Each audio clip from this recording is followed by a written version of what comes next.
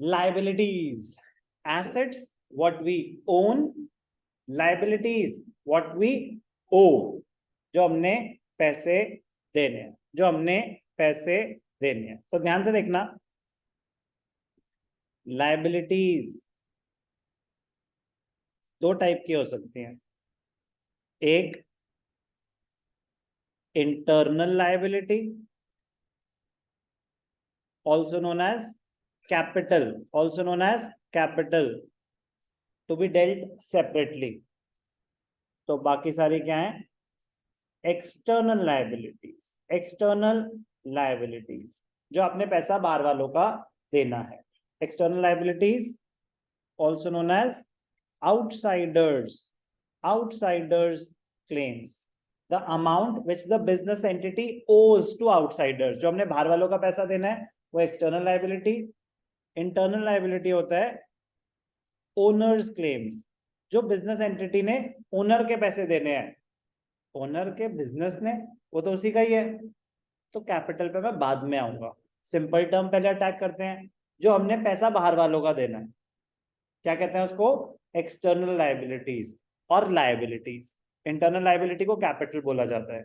अभी हम liability, external liabilities की बात कर रहे हैं। तो ध्यान से देखना, external liability arises because of credit transactions और लोन टेकेज। मतलब मैंने आपसे क्रेडिट पे सामान खरीदा, लाइबिलिटी अराइज हो जाएगी। मैंने आपसे लोन बोरो करा, लाइबिलिटी अराइज हो जाएगी। Examples of external liabilities are creditors, bank overdraft, long-term borrowings, other liabilities। Sir क्या होते हैं ये सब? एक एक करके बात करते हैं आराम से। एक्सटर्नल लाइबिलिटीज, एक्सटर्नल लाइबिलिटीज दो टाइप की हो सकती है। जैसे एसेट्स दो टाइप के थे, नॉन करेंट और करेंट, एक्सटर्नल लाइबिलिटीज भी दो टाइप की हो सकती है। एक non current liabilities,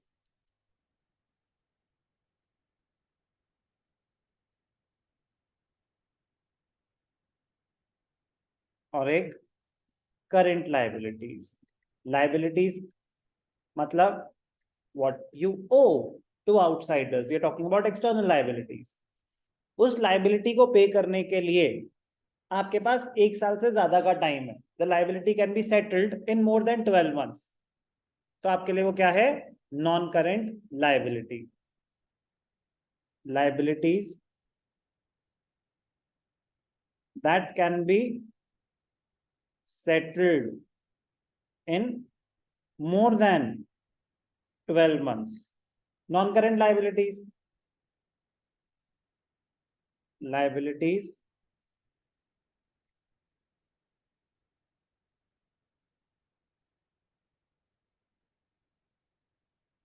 that can be settled, that can be nahi, that have to be, liabilities that are to be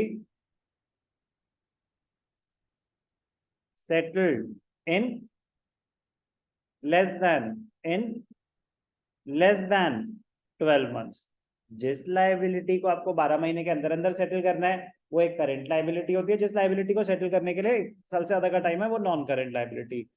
example, bank loans, bank loans are normally non current liabilities. हो सकते हैं वो short term भी, but अगर सिर्फ लिखा है bank loan 50,000, 5 lakh, irrespective of the amount, अगर सिर्फ बैंक लोन है, आपसे पूछें कि बताओ इसकी कैटेगरी क्या होगी, नॉन करेंट लाइबिलिटी माना जाता है। क्या माना जाता है? Non current liability. एक इंटरेस्टिंग एग्जांपल, डिबेंचर्स। डिबेंचर्स क्या होते हैं? A source of long term finance, a source of long term finance for a company. Company को बिजनेस करने के लिए पैसा रेज करना है, कंपनी को बिजनेस करने के लिए पैसा रेज करना है। अब पैसा रेज करने के अलग अलग ऑप्शंस होते हैं। आप बैंक से लोन ले लो, आप बैंक से लोन ले लो, एक ऑप्शन। आप अपने शेयर्स इशू कर दो, एक ऑप्शन। आप डिबेंचर्स इशू कर दो। तो डिबेंचर एक फाइनेंशियल इंस्ट्रूमेंट होता है जिसके थ्रू कंपनी पैसा रेज कर सकती है। एक रिटन एक्नॉलेजमेंट ऑफ डेट है, एक एग्रीमेंट है कि मेरे को आपसे पैसे चाहिए तो मैं आपको अपने डिबेंचर्स इशू कर रहा हूं। मैं आपसे एक डॉक्यूमेंटेशन कर रहा हूं कि 5 साल के लिए लोन ले रहा हूं, आपको फिक्स रेट ऑफ इंटरेस्ट पे पैसे मिलते रहेंगे। तो कंपनी के पास ऑप्शन होता है पैसा रेज करने का अलग अलग। तो डिबेंचर एक source of long term finance है, तो वो नॉन करेंट लाइबिलिटी होती है। What is a debenture? It is a source of long term finance for a company. बस इतना सा पता होना चाहिए। 12th में पूरा चैप्टर है इशू अकाउंटिंग फॉर डिबेंचर्स, तो वो बहुत बड़ी चीज है। बट मैं कह रहा हूँ आपके लिए अभी बेसिक्स है इतना कि कंपनी को बिजनेस चलाने के लिए पैसों की जरूरत पड़ती है। तो ऑल्टरनेटिव सोर्सेज ऑफ फाइनेंस होते हैं कि वो बैंक से लोन ले सकते हैं, वो अपने शेयर्स इशू कर सकते हैं मार्केट में, या फिर वो डिबेंचर्स इशू कर सकते हैं। तो debenture is a source of long term finance.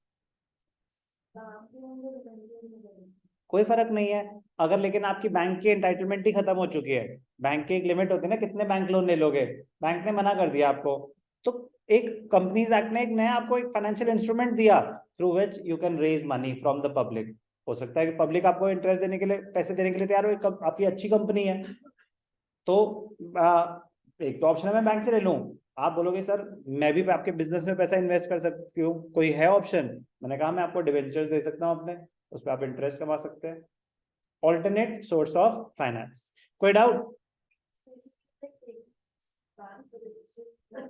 Not from the bank, taking loan from public, it is a loan only. तो बैंक लोन और डिवेंचर में सिर्फ यही फर्क होता है कि बैंक लोन बैंक से है, डिवेंचर्स में आप पब्लिक से लोन ले रहे हो, इंटरेस्ट दोनों पे ही पे करना है। करंट लायबिलिटीज के कुछ एग्जांपल्स। क्रेडिटर्स, क्रेडिटर्स, ये क्रेडिटर्स कौन होते हैं? डेटर्स तो सुना था, क्रेडिटर्स कौन होते हैं? No, creditors, Angel, who are creditors? Sir, who lend the money to debtors and to whom the debtors owe the money. मैंने भी तो यही बोला, यही एक्सप्रेशन है ना, दोनों का गलत है। हाँ, कोई और ट्राई करना चाहेगा क्रेडिटर्स? चलो ट्राई करना चाहते हो तो ऐसे छुप छुप के क्यों ट्राई कर रहे हो कि भाई बस मेरे को ये लगे कि मैंने हाथ उठाया और आप हाथ देखो ना मेरा, ऐसा ना हो। हम वो करते हैं, बिल्कुल सही बात है। किस बात की?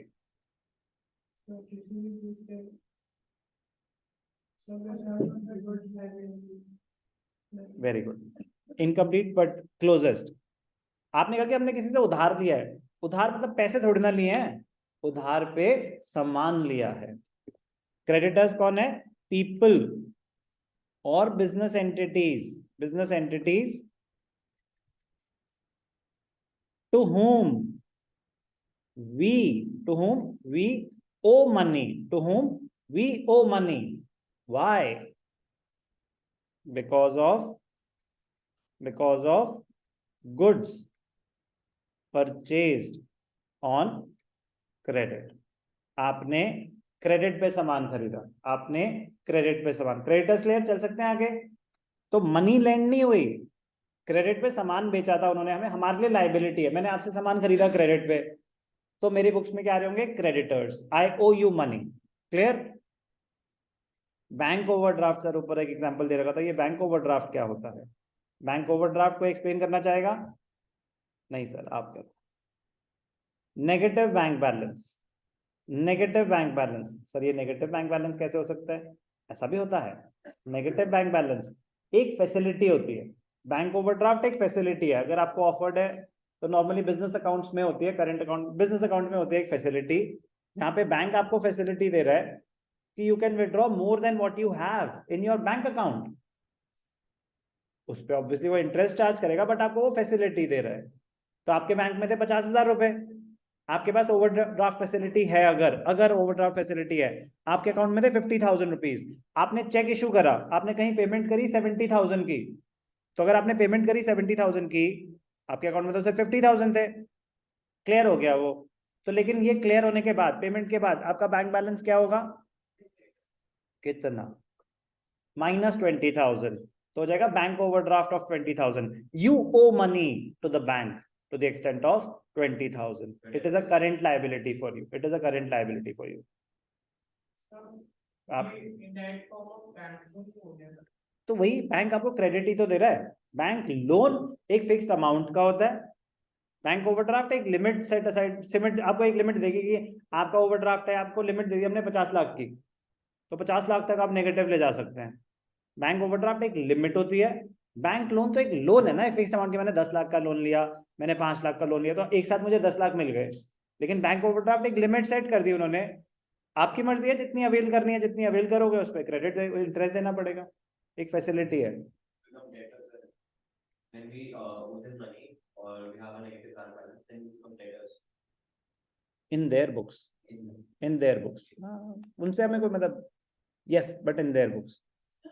नेगेटिव बैंक बैलेंस तो वो जो भरना होगा उसके साथ भी वो इंटरेस्ट भी पे करना ऑब्वियसली वो तो आपके टर्म्स एंड कंडीशंस होंगे कि अगर आपका रेट ऑफ इंटरेस्ट क्या है, फिर 20,000 के अलावा आपको एक्स्ट्रा पेमेंट करनी पड़ेगी ना, बैंक आपको सर्विस रेंडर कर रहा है, आपको क्रेडिट मिल रहा है, तो yes.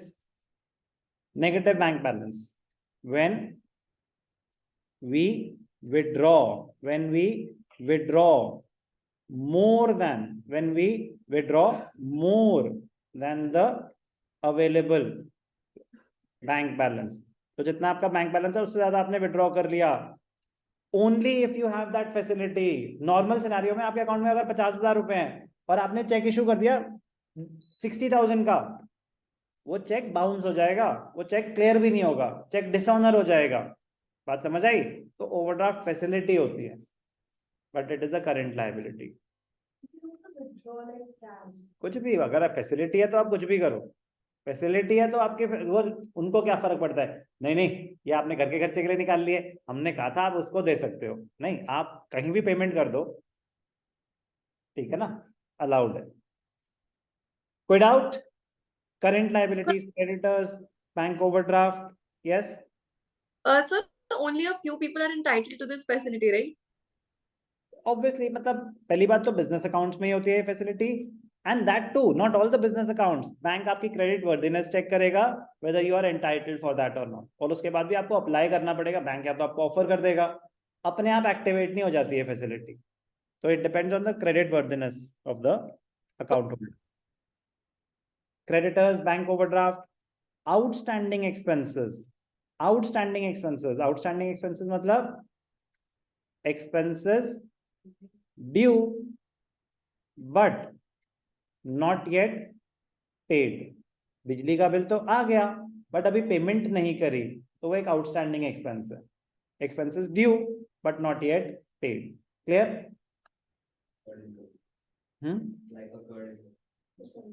Opposite of accrued income, बिल्कुल ऑपोजिट। यस, आप बेनिफिट अवेल कर चुके हो, पेंडिंग पेमेंट्स, जैसे कि इलेक्ट्रिसिटी एक्सपेंसेस आउटस्टैंडिंग, बिजली का बिल आ गया है, ड्यू डेट निकल चुकी है, आपने पैसे नहीं दिए, तो वो आपके लिए एक लायबिलिटीज की लिस्ट में, करंट लायबिलिटीज में आ रहा होगा। कोई doubt? Rent outstanding, salaries outstanding, कोई भी एक्सपेंस आउटस्टैंडिंग हो वो आपके लिए करंट लायबिलिटी है। लास्ट एग्जांपल दे रहा हूँ, बिल्स पेएबल। वही सेम कहानी जो बिल्स रिसीवेबल के लिए सुनाई थी, तभी मैंने आपको बता दिया था कि जिसने पैसे लेने हैं उसके लिए वो बिल रिसीवेबल होता है। सेम चीज में जिसने पैसे देने हैं उसके लिए वो बिल्स पेएबल होता है। तो क्या थी ये? लायबिलिटीज। लायबिलिटीज दो टाइप की हैं, नॉन करेंट और current. Liabilities payable after 12 months, non current liability is that liability which is payable after। आपकी मर्जी है, आपके पास 1 साल से ज्यादा का टाइम है, बट अगर आप देना चाहें आप पहले भी उसको क्लोज कर सकते हैं, but you have time. Example, bank loans हैं फॉर मोर देन 1 ईयर। ये जो पीरियड है, ये बहुत इंपॉर्टेंट क्वेश्चन है, ये within 12 months, after 12 months, ये पीरियड कैलकुलेट कहां से होता है? From the balance sheet date. कह रहा मतलब कि फॉर एग्जाम्पल फाइनेंशियल ईयर है 22-23, तो 1 अप्रैल 2022 से लेके 31 मार्च 23, तो 22-23 है, तो 31 मार्च 2023 को क्लोज होगा ईयर। तो 31 मार्च 2023 को जब बैलेंस शीट बन रही थी उस दिन से 1 साल के अंदर अंदर जो पेमेंट्स ड्यू हैं वो करंट लायबिलिटीज की कैटेगरी में आ जाएंगी, और जिनको पे करने के लिए 1 साल से ज्यादा का टाइम है वो नॉन करंट लायबिलिटीज की कैटेगरी में आ जाएंगी। जब हम अकाउंटिंग कर रहे हैं तब हम क्लासिफिकेशन थोड़ी ना कर रहे होते हैं कि वो किस कैटेगरी में जाएगी। बैलेंस शीट कब बनती है? बैलेंस शीट तो at the end of the period बनती है, तब होगा कि एसेट्स में नॉन करंट एसेट्स कौन से हैं, करंट कौन से हैं, तब होगा कि लाइबिलिटीज में नॉन करेंट कौन सी हैं, करेंट कौन सी हैं। तो ये सब बैलेंस शीट के प्रेपरेशन के टाइम होता है। तो इसीलिए होगा ना कि more than 12 months from the end of the accounting period, that is the balance sheet date. Liabilities, current liabilities which are payable within 12 months from the balance sheet date, from the end of the accounting period. तो current liability का example आपको short term loans, ठीक है ना। तो ये जो short term loans, loan taken from bank, अगर एक साल के अंदर अंदर ड्यू है, तो एक और एग्जांपल क्या आ गया, शॉर्ट टर्म लोन्स। कोई भी डाउट? बिल्स पेएबल दो बिल्कुल अलग चीजें हैं। बिल रिसीवेबल तो गुड से रिलेटेड है। बिल रिसीवेबल कब जनरेट होगा, मैंने किसी को सामान बेचा, उसने कहा कि मेरे पास तो अभी पैसे नहीं है बट मेरे को 3 महीने चाहिए। मैंने कहा 3 महीने तो लंबा। जब मैं बोल रहा हूँ तो एक बार पहले पूरा सुनो, मैं आपकी सब डाउट तो ले ही रहा हूँ, ठीक है ना। मैंने आपको सामान बेचा, अब आपने कहा कि मेरे को अभी 3 महीने का टाइम चाहिए। अब मेरे पास एक ऑप्शन है कि मैं आपको डेटर्स ही रहने दूं, एक है कि नहीं मुझे भरोसा ज्यादा लग नहीं रहा क्योंकि आप पैसे दे देंगे, तो मैंने एडिशनल डॉक्यूमेंटेशन करी और एक डॉक्यूमेंट बना लिया, आपसे साइन करवा लिया कि 3 महीने का एक फिक्स डेट हो गई। और उसके एडवांटेजेस कई सारे होते हैं, बट मैंने अपने आप को सिक्योर कर लिया। तो मैंने पैसे लेने हैं तो मेरे लिए वो बिल रिसीवेबल है, आपने पैसे देने हैं वो बिल पेएबल है। बिल्कुल अलग डॉक्यूमेंट है, बिल्कुल अलग फाइनेंशियल इंस्ट्रूमेंट है। आउटस्टैंडिंग एक्सपेंस, बिजली का बिल आया, पे नहीं करा। रेंट, आप 2 महीने प्रॉपर्टी यूज कर चुके हैं, आपने रेंट नहीं पे करा, रेंट आउटस्टैंडिंग। आप एम्प्लॉय से काम करा चुके हैं, सैलरीज पे नहीं करी, सैलरीज आउटस्टैंडिंग। बिल्कुल अलग है आउटस्टैंडिंग एक्सपेंसेस।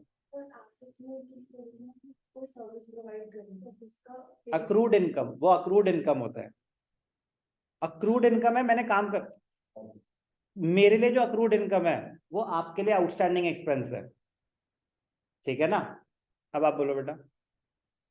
क्रेडिट और बिल पेएबल, क्रेडिटर्स और बिल्स पेएबल बिल्कुल सेम कहानी। तो डेटर्स और बिल्स रिसीवेबल मैंने आपको एक्सप्लेन करी थी कि डेटर्स, तब आया था डाउट कि सर डेटर्स और बिल्स रिसीवेबल में क्या फर्क है, आपने पूछा था।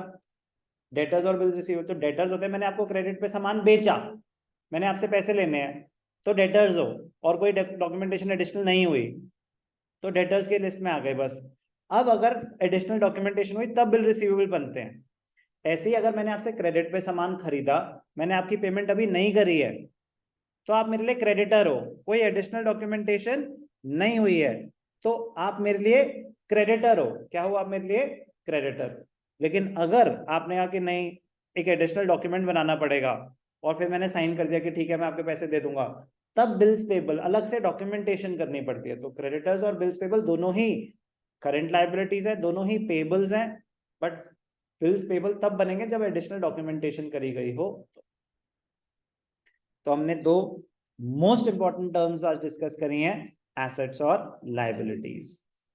बना लेते, बट नेक्स्ट क्लास में आराम से करेंगे, कैपिटल भी करेंगे और आगे चलते रहेंगे अभी सिलसिले। बट मैं कह रहा हूँ कि टर्म्स की अंडरस्टैंडिंग पे ध्यान देंगे, तो जितना पुराना हो रहा है वो रिवाइज करते चलें और जितना आगे हो रहा है उसको ऐड करते चलें।